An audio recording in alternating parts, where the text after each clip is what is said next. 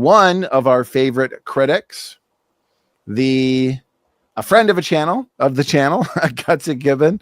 Erika, I recently put out a video for members only, responding to a section of her video here, where she played a clip of the debate that I had with Planet Peterson and PhD Tony.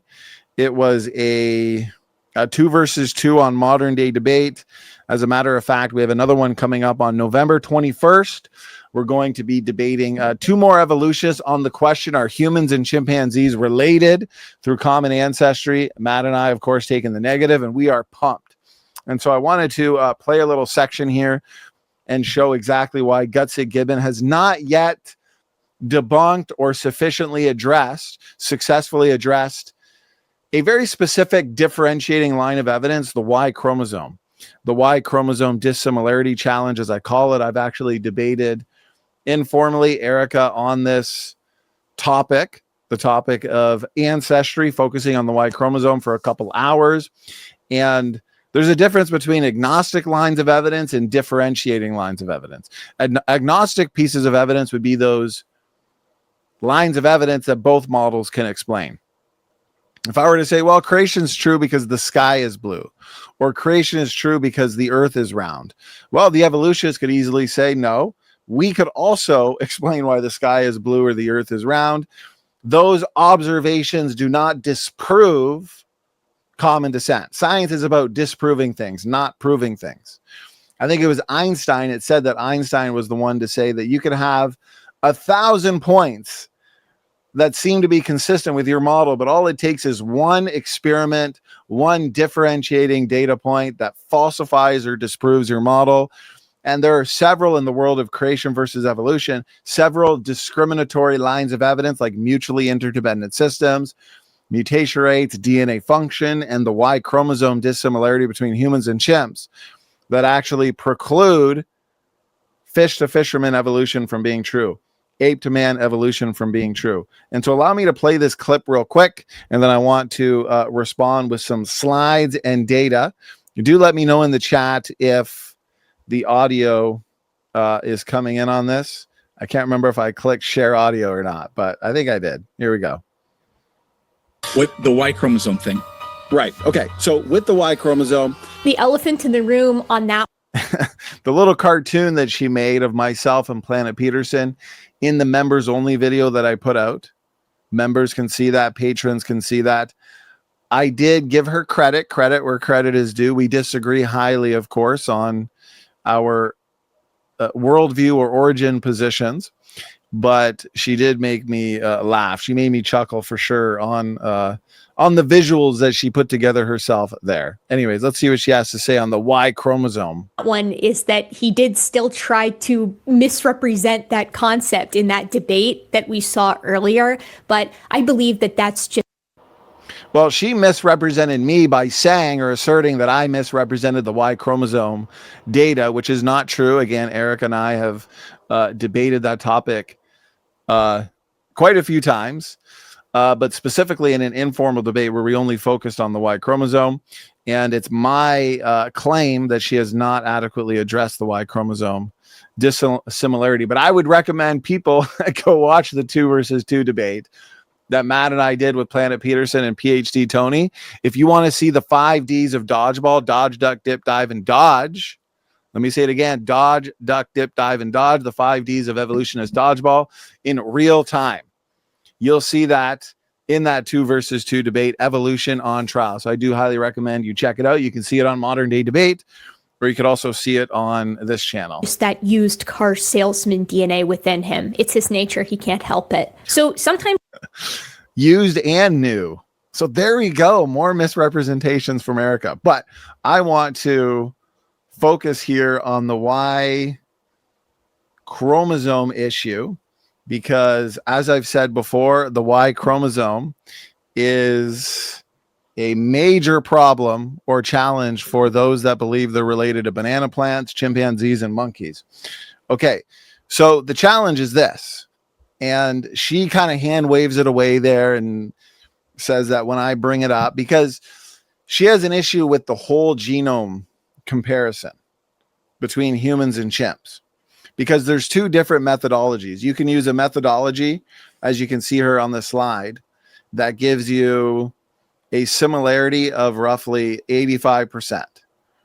Then there's another methodology that gives you a similarity of about 96%. Now, depending on what methodology you use, you're going to get different degrees of similarity with other creatures as well. For example, if you use the methodology, Young Earth Creation in the house, my brother, Matt, looking forward to our 2 versus 2 debate coming up. I love the topic that we are going to be debating coming up on Modern Day Debate. Are humans and chimps related? Because we know all the greatest hits that the evolutionists are going to throw at us or put forth as a way to deceive the audience into believing that they're related to chimps. And those are going to be endogenous retroviruses, chromosome 2 fusion, DNA similarity, nested hierarchies, and highly conserved genes like the cytochrome C. And so we're going to have some fun debunking the so-called best evidence for evolution. I like focusing on ape-to-man evolution, because here's the thing. When you demonstrate irrefutably that humans and chimps aren't related through common ancestry, let's stay as close to home as possible.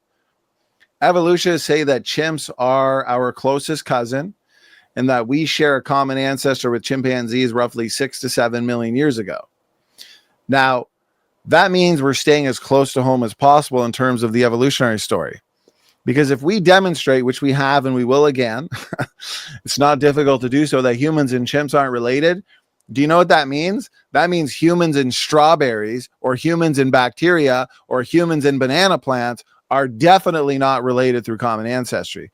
But if you focus too much on just abiogenesis, or let's say the origins of single-celled like ancestors into multi-celled ancestors, or fish and amphibians, or invertebrates into vertebrates, for example, those are great.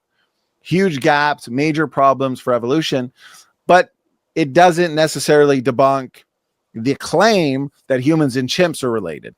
You can invoke special creation early on in evolutionary history, for example. But no, when you debunk the idea that humans and chimps are related, everything else collapses with it. Origin of life, origin of the universe, naturalistically, that is. Humans and strawberries, humans and bacteria are definitely not related. So let's stay as close to home as possible. And then everything else collapses with it. Because you could get an evolutionist in, let's say, an origin of life debate, you can get them to concede the origin of life. Perhaps they'll say, well, we see this all the time with militant evolutionists like Gutsick Gibbon, Aaron Ra, RJ Downer. They'll say, okay, fine. God sparked the first life into existence. Now, how do you deal with endogenous retroviruses? How do you deal with pseudogenes? How do you deal with nested hierarchies? How do you deal with ERVs? How do you deal with so-called transitional fossils like the Australopithecines or the mammal-like reptiles? Again, stay as close to home as possible. Humans and chimps, are they related? Dismantle that idea and boom, everything else collapses. Creation is confirmed. Naturalistic evolution, naturalistic origins in general has collapsed. And so here's the thing. Erika makes a fair point that if we use one methodology to get the 85% number in overall genomic comparisons, that makes other creatures like gorillas, which we would agree all gorillas go back to a common ancestor roughly 45 million years ago on the ark. Okay. And so it turns out using that same methodology, you get gorillas at about 85% similarity, just like humans and chimps. Well, we would say all gorillas are related, so we would have to explain 50% difference since the flood, which I think we can do. We can make a prediction that it's the types of differences. It's the differences that make all the difference, but it's also the types of differences. And so my prediction is that the differences that we find in gorillas that make them 15% different than each other are probably largely due to gene loss, gene deletions, and genetic degeneration. That can happen rapidly. Okay, that can happen quickly. Humans and chimps overall genomic comparisons, considering everything, uniparentally inherited DNA, biparentally inherited DNA, right? Autosomal nuclear DNA. You would need, if evolution were true, the addition of genes and the loss of genes. That's my prediction. But okay, fine. Even if we went with the 96% number, it doesn't really matter because nobody really made any specific scientific predictions on how similar humans and chimps should be. But as a matter of fact, and Matt does a good job at this, we could actually show you quotes and predictions from evolutionary scientists in the past that did not expect a high degree of homology, similarity in genetics, or nested hierarchical patterns in genetics between humans and what they believe are distantly related organisms like mice. Okay, why? Well, evolutionists look to the origin of genetic variation as being the result of mutations over time. So mutations, according to them, accumulate in a neutral manner, and they act as a hidden reservoir of genetic change and adaptive evolution over time. So if you have hundreds of thousands to millions of years of mutations, neutral mutations, that means selection can't see them. Selection does not act upon them. So they build up, they're subject to genetic drift, they spread.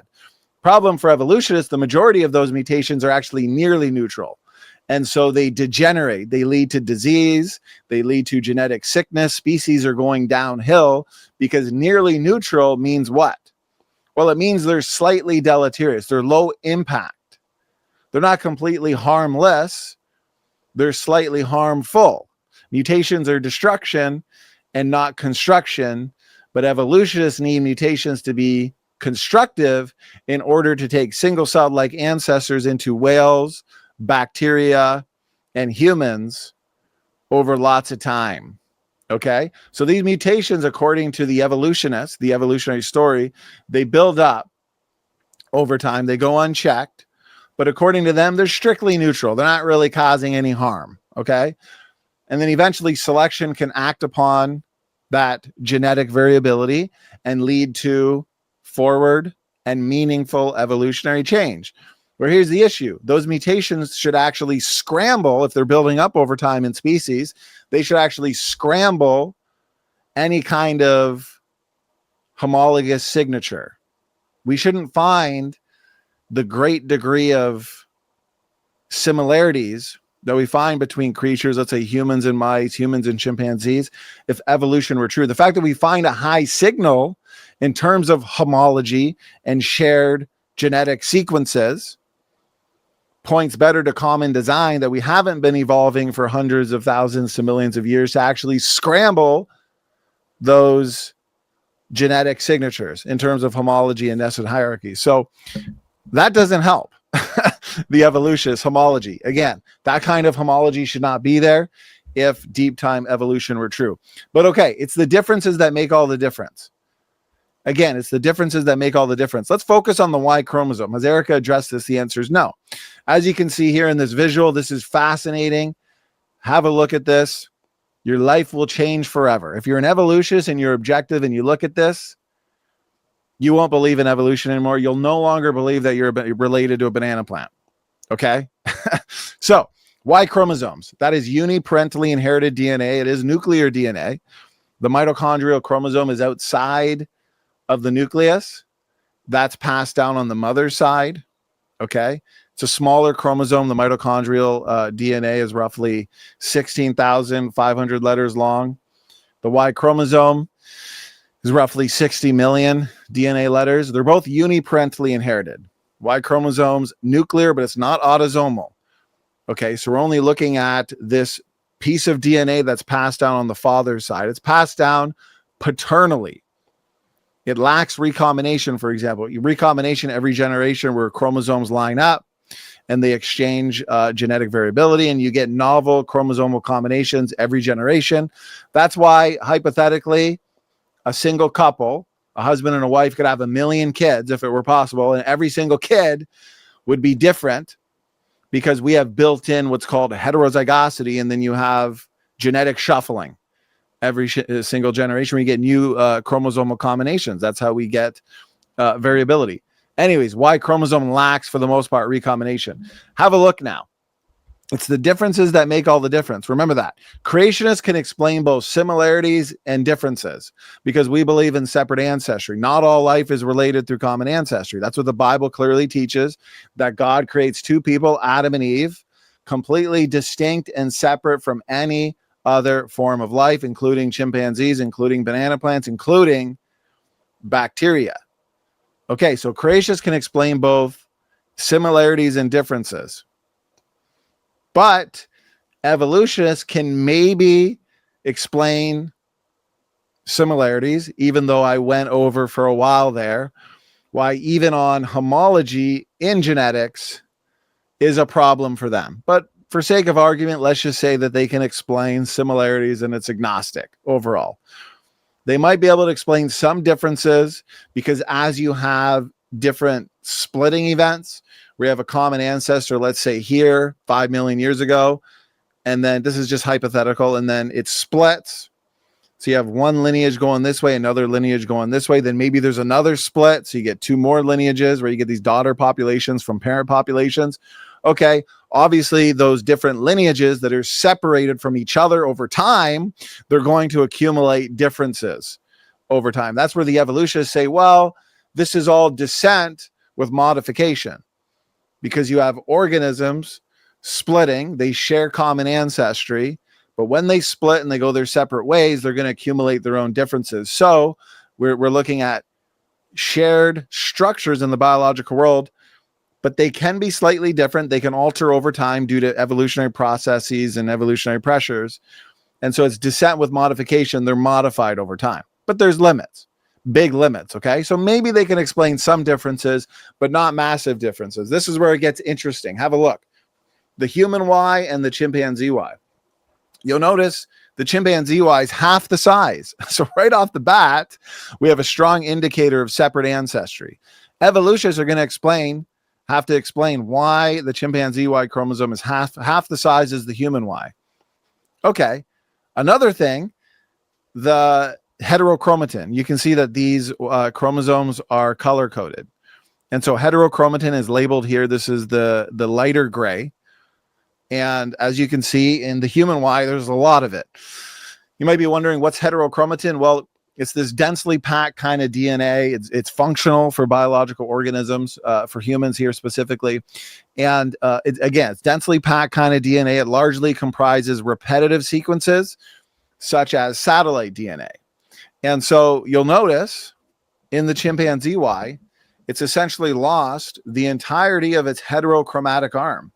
So according to the evolutionists, chimpanzees and humans go back to a common ancestor roughly 6 to 7 million years ago. How was all that heterochromatin lost? Why was all that heterochromatin lost? And so when we consider overall gene content, size differences, and architecture, the human Y and the chimpanzee Y are less than 30% the same. Let that sink in. The human Y and the chimpanzee Ys are less than 30% the same. This is incredible.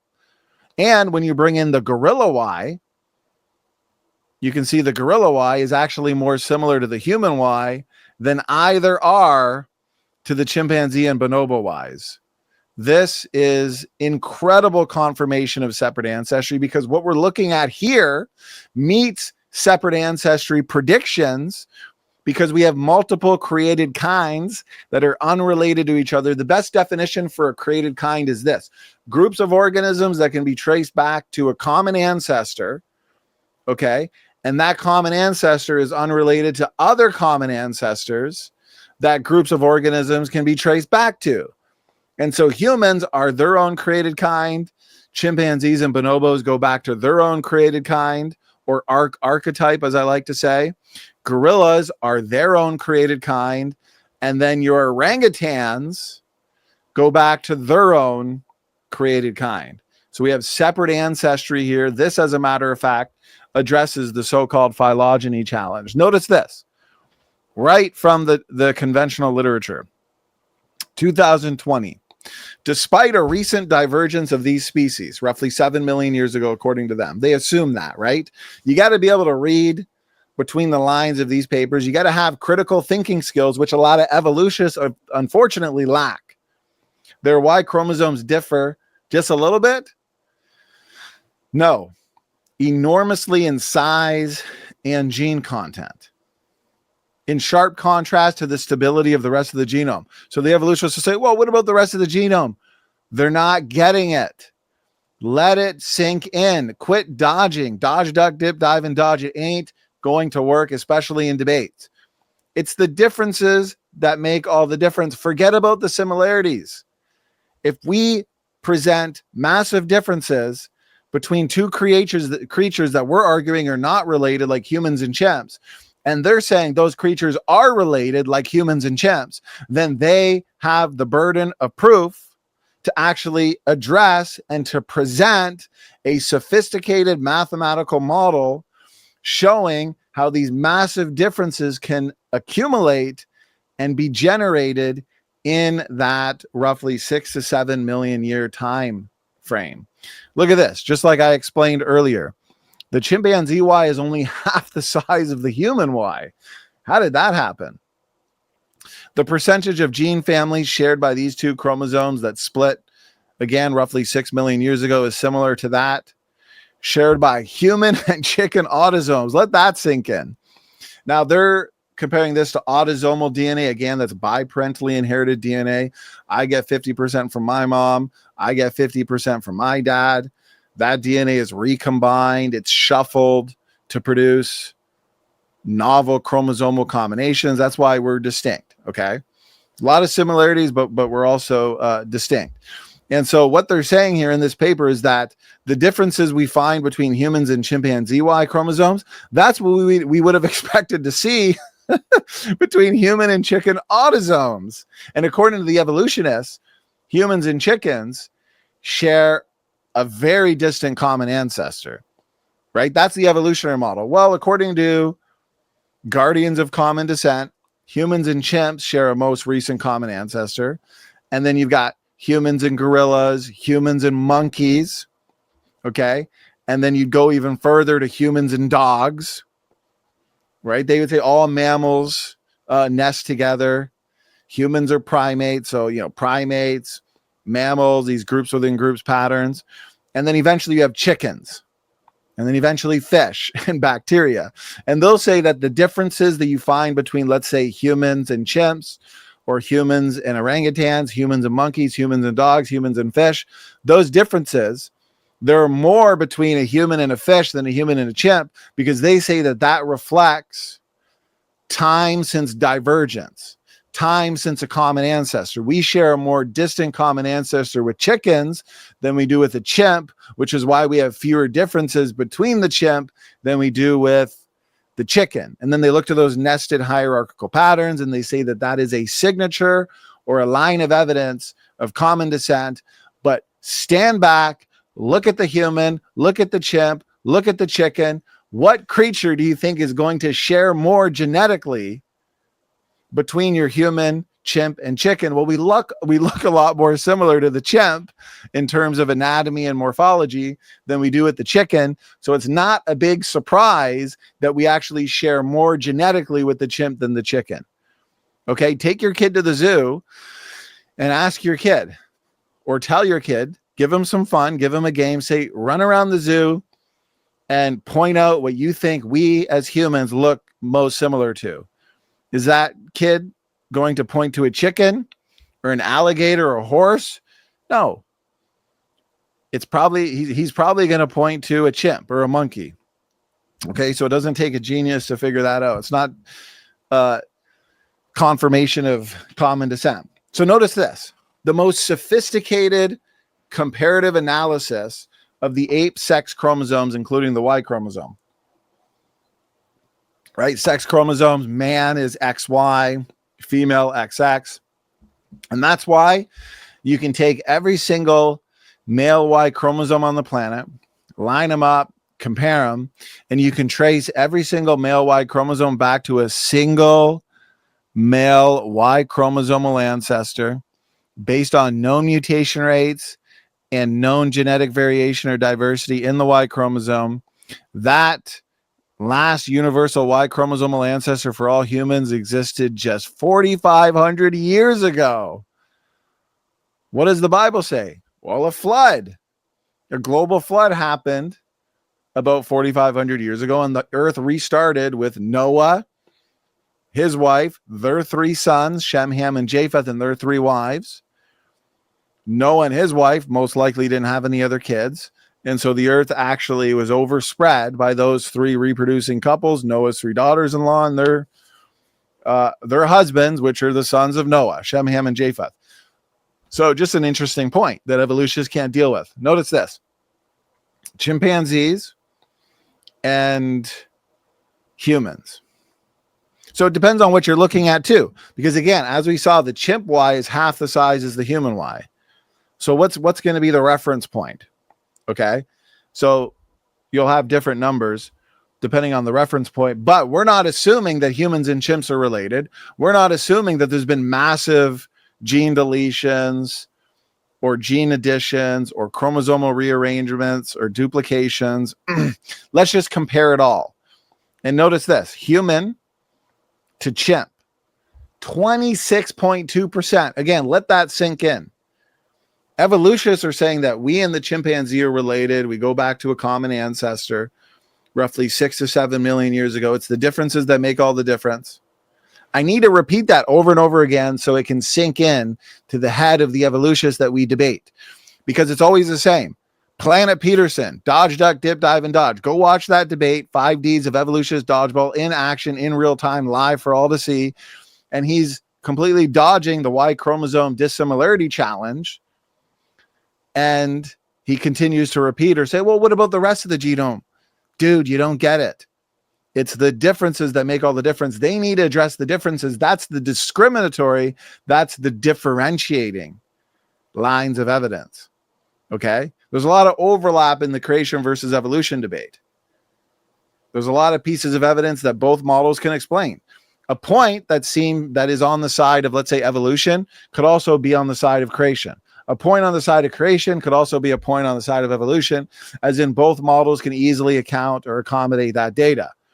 We need to point to evidence that only creation can explain and that only evolution can explain, or a piece of evidence that creation can explain better because all evolution has to offer is a really far-fetched story or an extreme rescue device.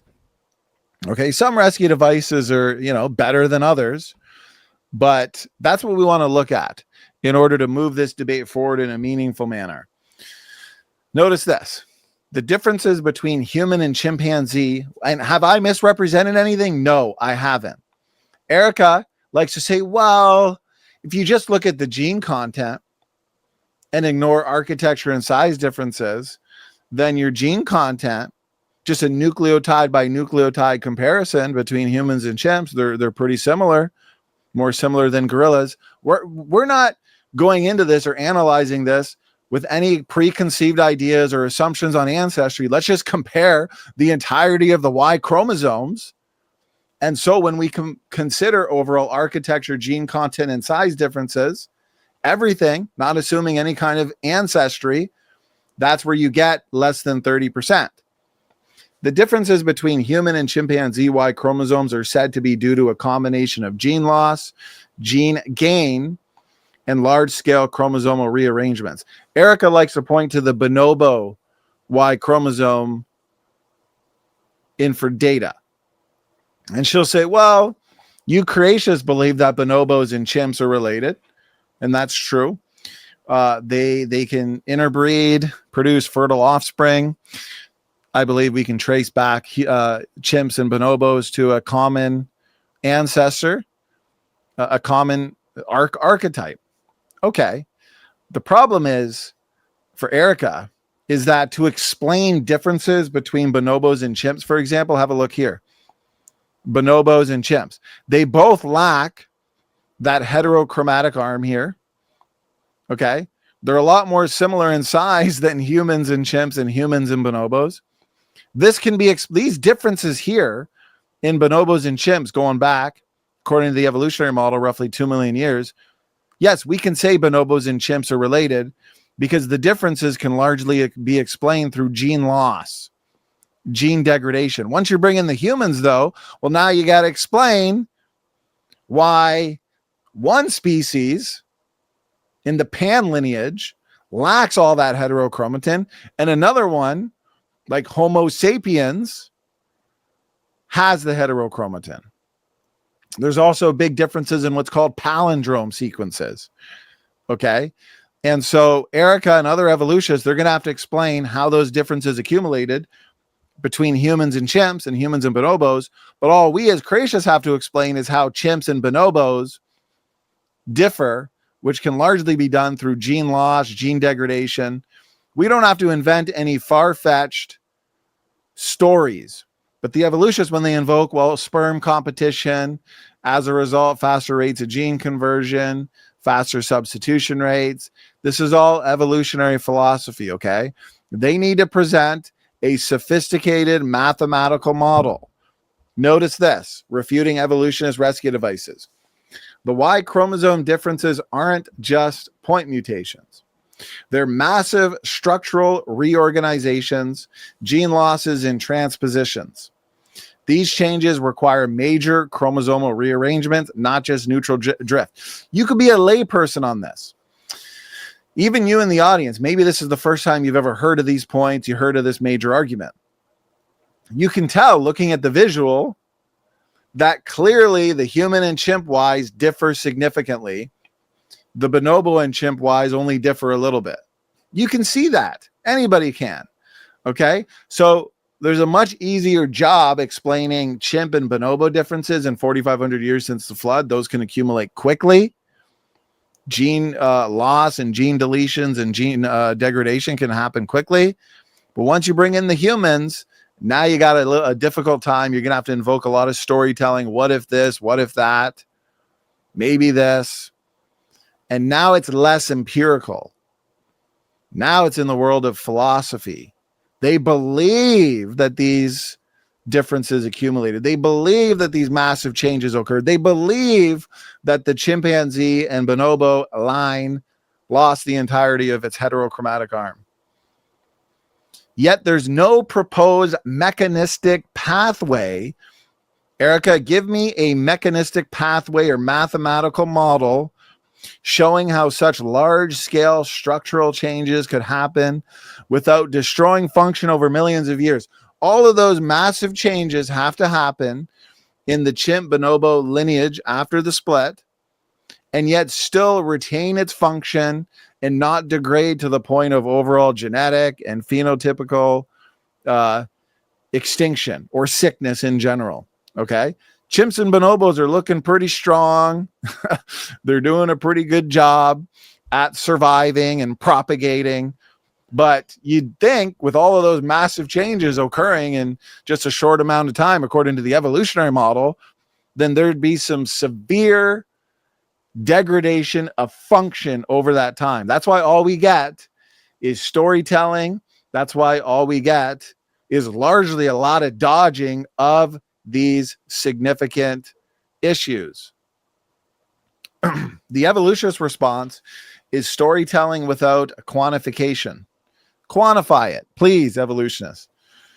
Guardians of common descent must show the mutation rates, fixation probabilities, and time frames needed to produce such divergence. And that's what lacks. I mean, Planet Peterson failed so bad. He just said, well, they don't recombine. So recombination, it's twofold.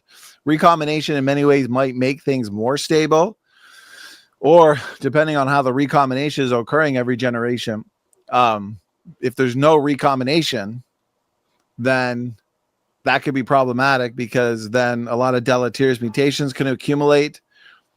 And then those deleterious mutations, maybe that are linked or close together, can't be recombined or moved away or dealt with. Okay. But just invoking, and I talk about this in an article, that kind of the pros and cons of recombination versus non-recombination and Y chromosome. Anyways, just asserting, well, the lack of recombination means maybe more differences and more deleterious changes are going to occur. Okay, that's his evolutionary philosophy. Quantify it. I want a sophisticated mathematical model. If humans and chimps share a recent common ancestor, then such radical divergence in such a short time frame should be impossible without breaking function. Challenge 1. The Y chromosome is essential for male fertility. It's essential for many things. Gene regulation, for example. How could such massive architectural shifts occur and still maintain viability in both lineages? Even Hughes et al. For those new to this, et al. In a paper would be and others, an author and others, rather than just listing all the authors. Sometimes these papers got a lot of authors, okay? Admitted that these results were extraordinary and unprecedented. Was this predicted? Show me in the scientific literature where any evolutionary scientist or proponent of common descent predicted that the Y chromosomes between humans and chimpanzees would be this radically, this drastically different. I want to see it, because all of this is, from what I can see and tell after years and years of debating this issue, this is all post hoc, ad hoc, after the fact explanations and rescue devices. Okay, here's an article that I put out explaining in more detail why a lack of recombination does not work, and I've got a section down here that essentially explains what the evolutionists have to do to invoke something else other than a story. If a lack of recombination is the cause, according to Planet Peterson, then guardians of common descent must provide a testable quantitative model demonstrate. We could throw sperm competition in there as well, as Erika likes to invoke. How these massive architectural changes occurred mechanistically, when they occurred within the proposed 6 million year time frame, why they occurred, for example, what selective pressures drove or tolerated them. No evolutionist yet has gone down and provided in video form or in an article or series of articles explaining in a sophisticated manner these questions and challenges, why they occurred, how the entirety of the heterochromatic arm in the chimpanzee Y was lost, how both lineages remain fertile and viable through it all. Recombination, a double-edged sword. So this is what I was talking about earlier. Recombination is a double-edged sword in genetics. It can either introduce disorder or preserve order, depending on how it works. On one hand, recombination can make DNA messier through misaligned crossovers, duplications, translocations, and rearrangements that destabilize the genome. On the other hand, it can make DNA cleaner and more stable by repairing damage, correcting harmful mutations, and maintaining gene integrity through precise homologous exchange. There's a lot there. And so in the debate with Planet Peterson, or when challenging any evolutionists on this issue, recombination, there's pros and cons. A lack of recombination or with recombination. Lack of recombination in terms of the Y chromosome. Okay? The point is, just invoking the lack of recombination in the Y chromosome is not going to be successful at addressing this challenge. And so the last thing I wanted to point out, Erika, if you just Google or YouTube Gutsick Gibbon heat problem, you'll find many videos. She thinks this is the fatal blow to young Earth creation. She thinks it precludes young Earth creation, which means young Earth creation is impossible. Don't even entertain it. Don't even consider it, because the global flood produces way too much heat due to the catastrophic nature of it. Catastrophic plate tectonics, volcanism, meteors striking the Earth, accelerated nuclear decay. There's just too much heat and energy and radiation produced that the oceans would be vaporized, the crust would melt, Noah, his family, the ark animals would essentially be eradicated due to all this heat. Okay? And so I've pointed out that, wait a minute, we have incredible evidence for accelerated decay through things like helium and zircon crystals, radio halos. As a matter of fact, radio halos, which require accelerated processes, accelerated decay processes, Dr. Andrew Snelling discussed this in our comprehensive program that demolishes the best arguments on this issue that evolutionists such as Erika, Ken Wohlgemuth, Lawrence G. Collins could put forth and present. Okay, he demolishes isochron dating. He shows why radio halos require accelerated decay to form. Okay, but experiments have actually shown, observations have actually shown that radio halos are actually obliterated at relatively low temperatures. Well, why is that important? That means if there was actually a heat problem, like the evolutionists have asserted, that means these radio halos would have been obliterated. They wouldn't be there. Wait a minute. Think about it. And Erika attempted to respond. She used arguments from Lawrence G. Collins. Anyways, the point is, and others, if I can remember correctly, we had Dr. Andrew Snelling on, and he demolished critics like Lawrence G. Collins. He demonstrated that, yes, radio halos require accelerated processes. And yet, if there was a heat problem, those radio halos wouldn't be there. But accelerated decay processes are the only way radio halos could even be there in the rocks in the first place. That means there must have been a solution to the heat problem, which means there's no heat problem. So the evolutionists, if they want to keep saying that the so-called heat problem precludes young Earth creation, they need to successfully deal with the radio halos. And this is the last thing I'm going to say on the issue for this video.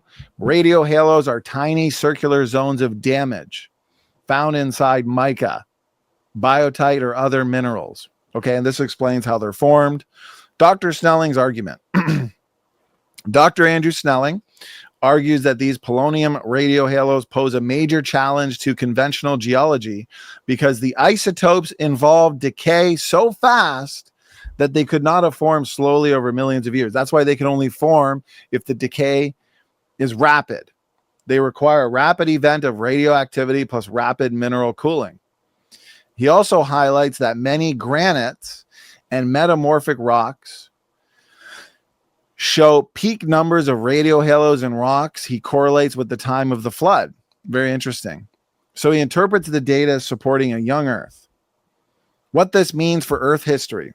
If the half-lives and transport conditions of the polonium isotopes are correct, then the radio halos suggest either accelerated radioactive decay or very rapid crystallization and cooling of rocks.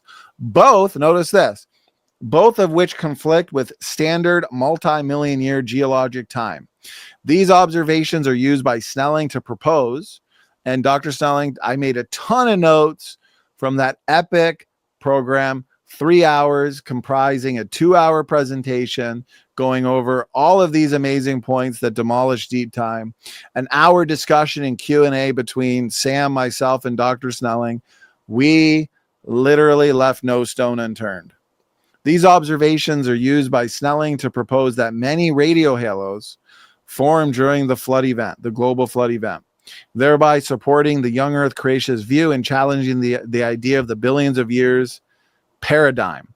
Okay, I got more stuff on this, but the point is, now that we've debunked and countered Erika's attempts at refuting the evidence for accelerated decay in the past during the flood with radio halos, we've countered that. We've countered Lawrence G. Collins. Lawrence G. Collins put out an article relatively recently that he sent to me, and we dismantled those arguments, including his rescue devices employed to save the day for deep time after we presented the data of radiocarbon C14 where it shouldn't be if the Earth really is old, like in diamonds, coal, and fossils. And so again, I mean it when we say we left no stone unturned. So here's the last point I want to make. If there was a heat problem, these radio halos, which require accelerated decay processes, these radio halos would not be present in the rocks for us to see and examine and look at if there was a heat problem, because that heat from the heat problem actually would have obliterated those radio halos. So now the ball is in the court of the critics. The ball is in the court of Gutsick Gibbon, because she really likes to focus on the heat problem. She brings the heat to the creation versus evolution debate by focusing on the heat problem. But we've now successfully showed why there's no heat problem, because if there was, then we wouldn't have these radio halos, which actually require accelerated decay to form. And so, guys, that was a lot there. And consider this a post-debate after show refuting the critics on the topic of ancestry. God bless you all. Standing for Truth is signing off.